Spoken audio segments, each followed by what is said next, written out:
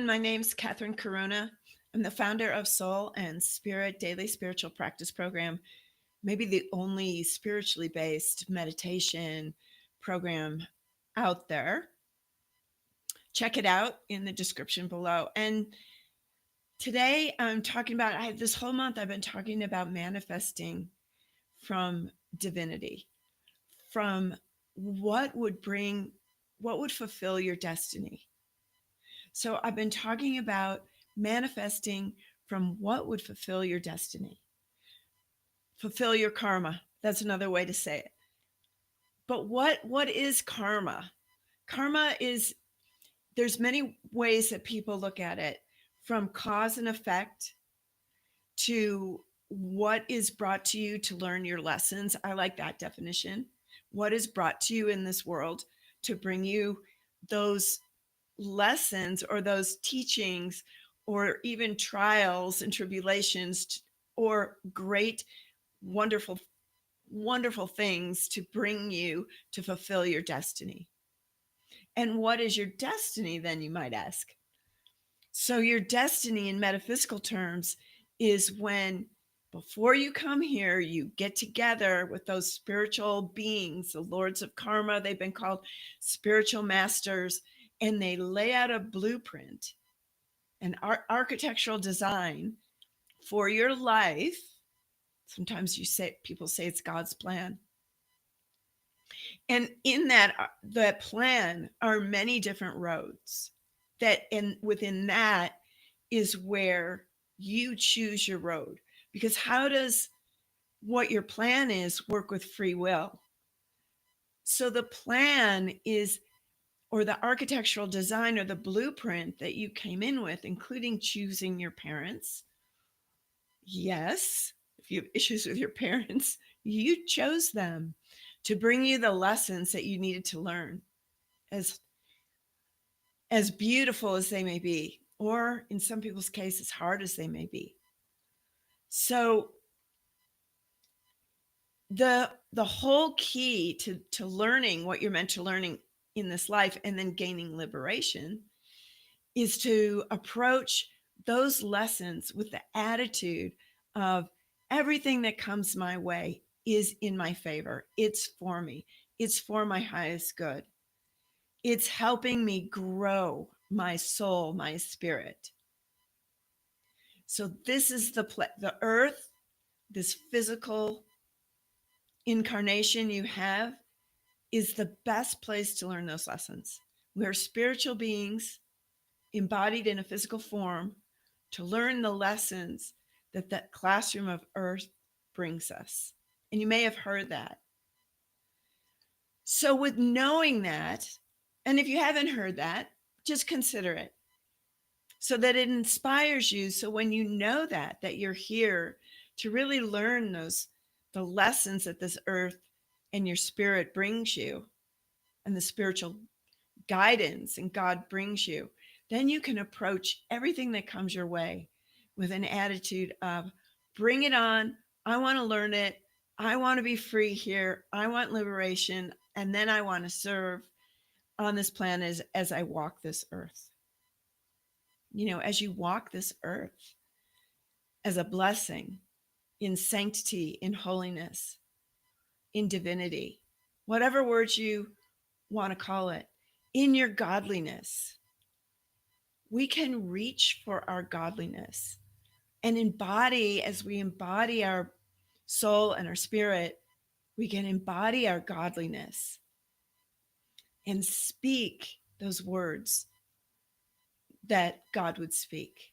Think those thoughts rather than your mind being a monkey mind and chattering about this and that and judging and criticizing. And I don't know what you do, but sometimes I do all that, or what you have to go get in the grocery store, or this and that. You can shift those thoughts to being positive, inspiring, uplifting to yourself and others, wonderful, grateful, tender, kind. And then that's what you always walk in, like a saint. We can aspire to be a saint. Why not? It makes a better life. So when we think about manifesting and we see a lot of people on the social accounts and the social platforms talking about manifesting, and they talk a lot about what that desire is. And I don't know about you, but desire level is, for me anyway, and it can be sticky and like urges and grab you and bring you down, put you on a hamster wheel so that you're churning to try to get something. When you want to manifest or set your attention to manifest from your divinity, from your godliness, it's pure, crystal clear, like a crystal clear lake. It brings its own opportunities. It brings you joy. And it brings you this sense of wonder and anticipation. And also, there's no sense of urgency or being in a hurry. It's like, this is what's next for me in its perfect timing.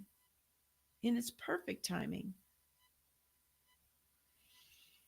So, manifesting from your soul and your spirit, this is what we really want to focus on. And so, how do you do that? You open your consciousness to the highest part of you, your godliness, your soul, your spirit, your divinity, your truest nature, your true self, yourself with a capital S. And how do you do that? First step, breathe. Breathe into your heart. Breathe into your peacefulness. Breathe into your awareness and set your intention to awaken to the highest part of you. Step 2, open your spiritual ears to hear the wisdom of your soul, of your heart of hearts, of your spirit, of your godliness, and the wisdom beyond your own form of soul into the greater form, into the creator. And 3, when you listen and ask that you hear in a way you can understand, pay attention to it, write it down, bring it back into your everyday consciousness, and look for the steps that will be presented in front of you to achieve it. And maybe one you'll hear, just rest in peace, rest in the peacefulness of your heart for a few moments to nurture and love yourself. Maybe you'll hear, go out and volunteer. Maybe you'll hear, go balance your checkbook. Maybe you'll hear, go look at your budget.